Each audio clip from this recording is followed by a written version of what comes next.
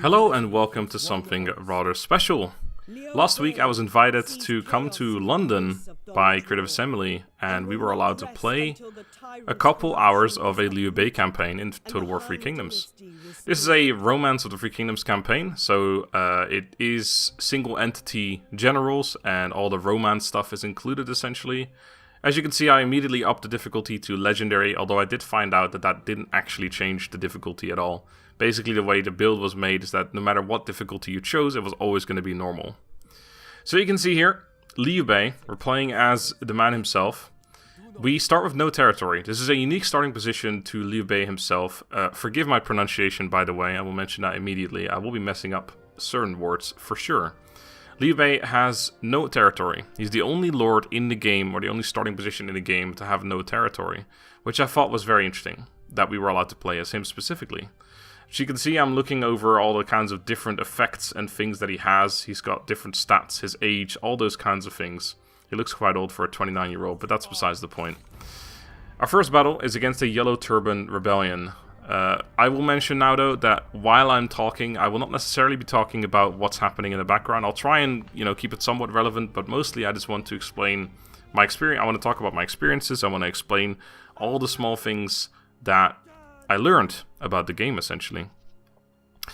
So the first battle, though, it was very much in our favor. You could see there's a kind of bar as well that will show you, similar to the bar we've seen in previous Total War games, but it looked a little bit nicer now.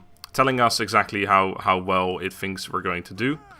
We can auto-resolve it, which in this game is called Delegate, what essentially means you just give control to a lower captain or whatever rank they have, they fight the battle for you. It's essentially just an auto-resolve though. But I decided, because this is my first battle, let's just fight the battle. You can see I've got a couple different units under my control. A couple swordsmen with shields, sorry about that. A couple archers and a couple spearmen. Now, I'll talk about units later on as well, as I actually recruit some more of them, because currently I was not able to recruit any because I didn't have any territory. But the swordsmen, as you can see, they've got a sword and shield, so they're a bit defensive. The spearmen didn't have a shield, so they're incredibly offensive, and then you've got your archers. Now, all these units were militia troops. And what that meant is that they were free upkeep for our faction, because LIU BEI's special ability, one of his special abilities, is that he doesn't pay any upkeep. And this is a faction-wide bonus, incredibly strong.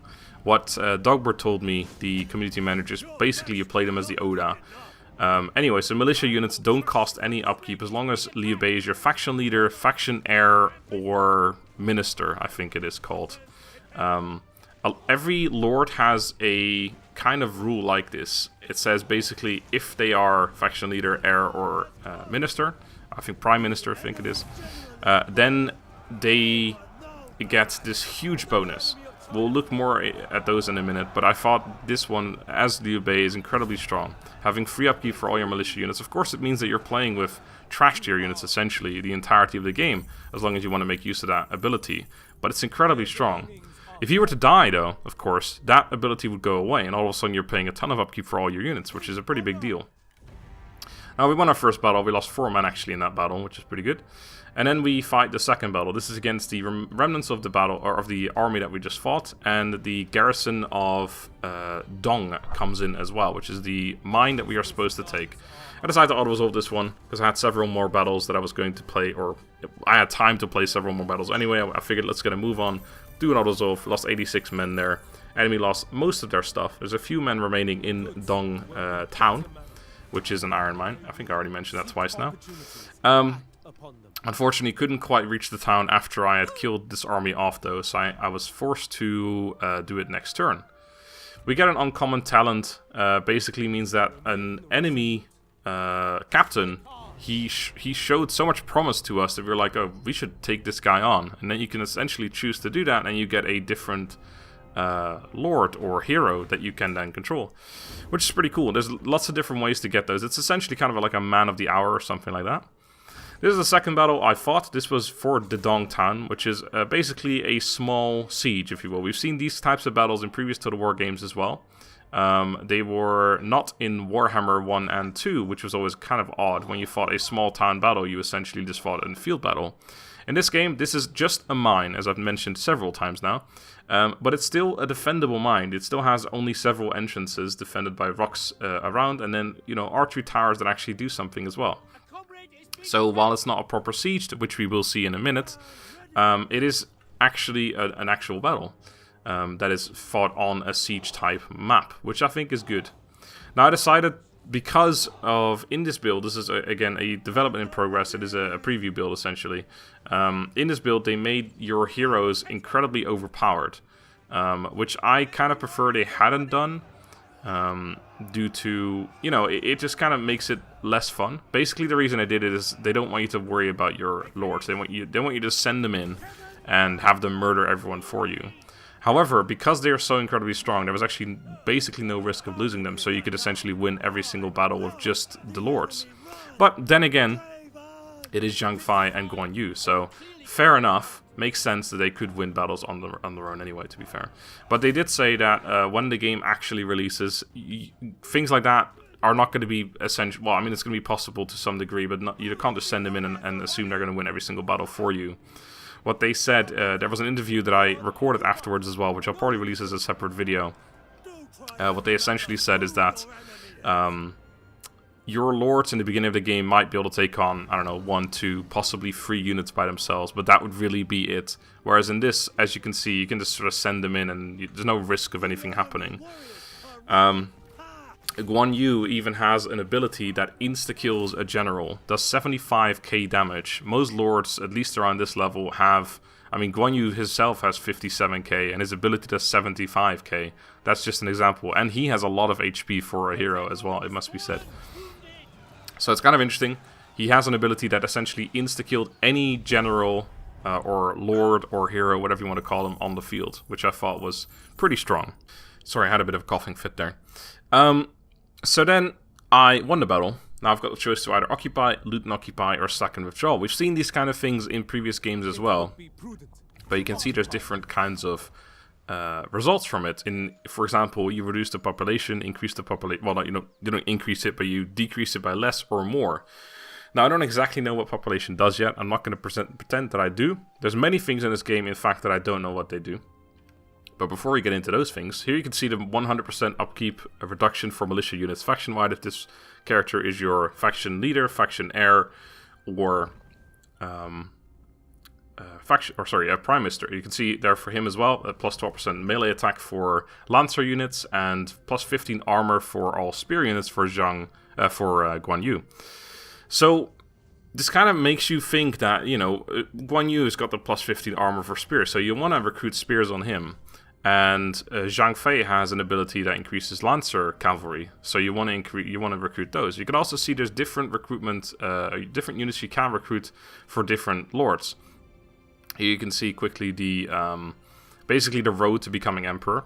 The way this game ends, I guess, if you will, is that you declare yourself emperor at a certain point. Once you get to the point where you can do so, you declare yourself emperor, and what that does is that it starts a mini realm divide, similar to Shogun 2.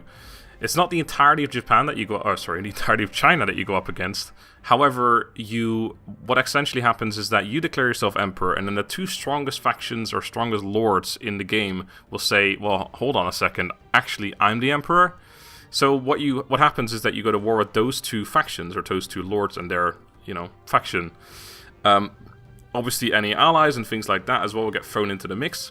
But it's not like you go to war with the entirety of China, which I think is a really nice thing. Here's a little bit of diplomacy I figured I'd show you guys as well. I wasn't really planning on doing too much of this, but there was already several diplomacy videos out there. But yeah, I figured, he offered me some money for a non-aggression pact, and I was like, well, offer me some more money, and that was that. Here's the reforms tree, which is essentially the tech tree. We already saw this as well in the last video, I think the spies video they released last week. But I decided to give it a proper look as well. This was obviously I recorded before they actually showed that video, a couple days before. So at the time I hadn't seen it at all yet, and I was like, man, this looks fucking great.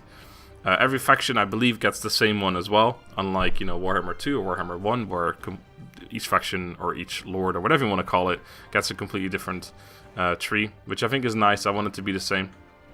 There's a lot of things here, like for example, plus satisfaction for commanders, plus 1 satisfaction for sentinels, things like that. At the time, I didn't actually know what this meant, but I do now. What basically satisfaction is you need to keep your heroes happy. If you don't keep them happy, they will leave you. They will join someone else, or they'll just start a rebellion or anything like that. You don't want that to happen. So you have to keep them happy, and satisfaction essentially means it's a per turn, I believe, thing, where essentially it says, like, you know, they get this much satisfaction this turn, and it's a, like, you know, it's a number. It's kind of like a public order, except for each individual hero or lord. I still don't know what to call them. Anyway, I was talking about units earlier. You can see now I've recruited a couple units. The way recruitment works in this game is similar to Thrones of Britannia, surprisingly, which I think is a good thing, because I quite like the way recruitment worked in that game. Well, not exactly the same. It's not as in units only become available every other turn or whatever it is, or percentage based. They are just available.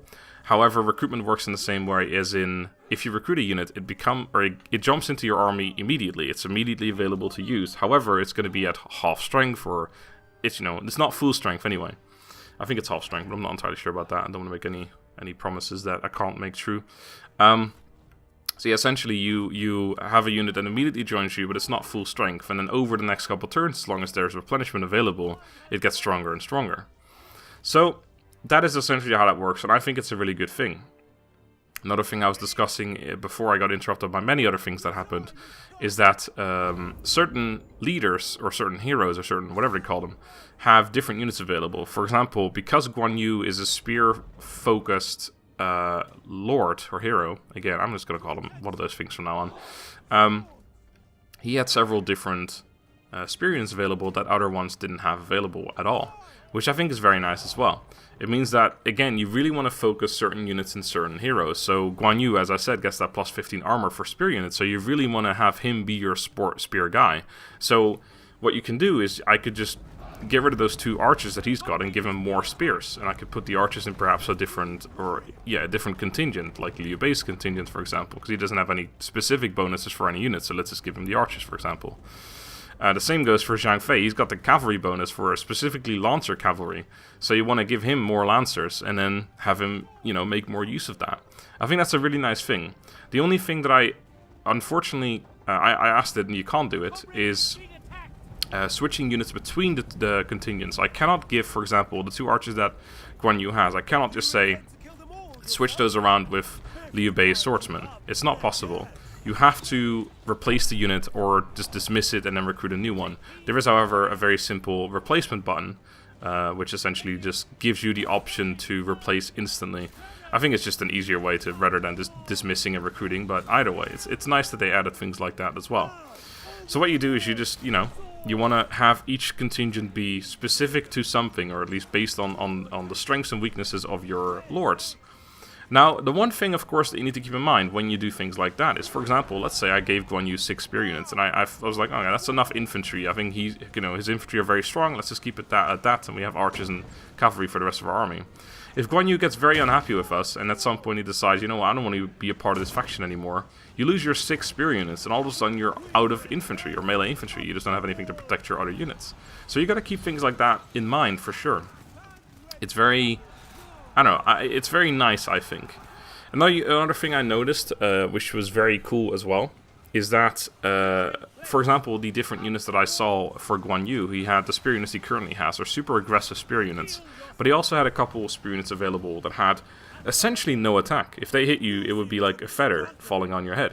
It just wouldn't do any damage, but they've got insane defensive stats. They've got a massive shield, and they can just block arrows for days, and they can just stand there, hold the line for days. I really like this, because what this essentially means is that you're going to be able to build armies in very different manners if you were so inclined. For example, I could have several heroes together in one army, like Guan Yu, have him have super defensive infantry, and have them only just there to stand and shield, and just be there as defensive units. Then have, for example, in this particular case it works quite well, Zhang Fei in the army with Lancer cavalry, and essentially just have this army completely based on hammer and anvil tactics. So I could give, and I have maybe a third lord that has really good flanking infantry, or really good archers, or something like that. Or it's based on those units anyway. And then I could just, have an army that's completely based on hammer and anvil, which might not work against every other army, of course, but in general, it would be a very good strategy.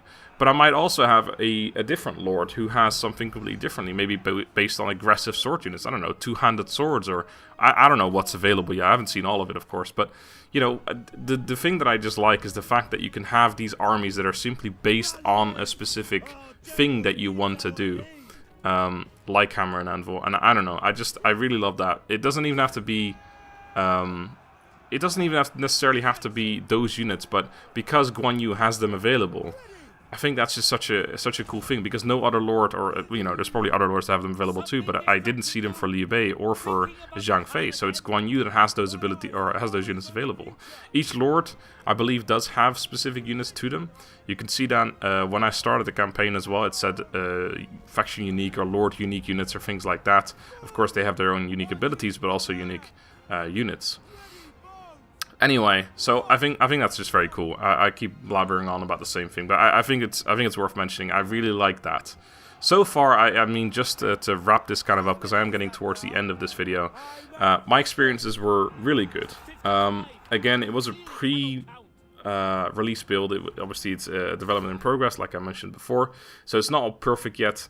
But everything that I noticed was very fun. Let's just put it that way. Also, I completely haven't talked about this yet. This is an actual siege. You can attack this from all four sides. The enemy was defending in waves as well, which in general is a good thing. In this particular case, probably a poor tactic, just because, I mean, you can see there they've got 2 archers on the capture point now, whereas they could have made much better use of them on the wall. But they do attack you in waves. But because of their small army, it wasn't particularly beneficial to them. You could see before I started the battle, we were supposed to have Pyrrhic losses, but in the end we had barely any losses. I think, in fact, I only lost 4 men in this battle, and that's not even a joke. You'll see it in a minute. But, because I just used Guan Yu and Zhang Fei for everything. I just charged them in. And as you can see, they're just not ever at any risk of losing. You could send them into into spears as well, and it just wouldn't matter. But again, this will be different when the game actually releases. Another thing I want to quickly talk about is how strong cavalry is. I think I may have already mentioned it. I have to say I recorded this several times because I wasn't quite happy with every time I recorded it beforehand. But cavalry seems to be pretty strong. I had a battle where I had control of a couple Lancer Cav. I didn't show it in this video. And they were just absolutely brutal. They had, low armor, or sort of high armor, but no shields because they're Lancer Cavalry. And they're super slow, but once they hit the enemy, it's like a truck. Absolute massive damage, which I think is another one of those things where you have these cavalry which are super fast and do, low damage, but they're nice at raiding. I mean, you have cavalry that were called literally raiding cavalry, I believe. And then you've also got these super heavy, like, essentially cataphracts, which I always love. I love diversity in the game, as long as they're well balanced, of course. And it definitely seemed to be so far. Units seem to be pretty well balanced. But again, I can't really judge about that because I only played about 2.5 hours of the campaign, to be fair. Here's another thing, assignments. That is a thing, essentially. You can have your lords, your idle lords, do tax collection, exercise government authority, things like that. Which gives you some small bonuses. And I think you can do that in each area, but I'm not entirely sure about that. Here, I think after I fought this battle. After I fought this battle, I captured a character. This character is just, it's one of their dudes, but you can then employ him, release him, or execute him. But this guy said, "I will never betray my lord. Kill me or release me." So I can't actually employ him, but I can release him. I get a bunch of money for that. Or I can execute him, which, his family is going to hate me for it, but my friends will like me for it. The people that hate him anyway will like me for it.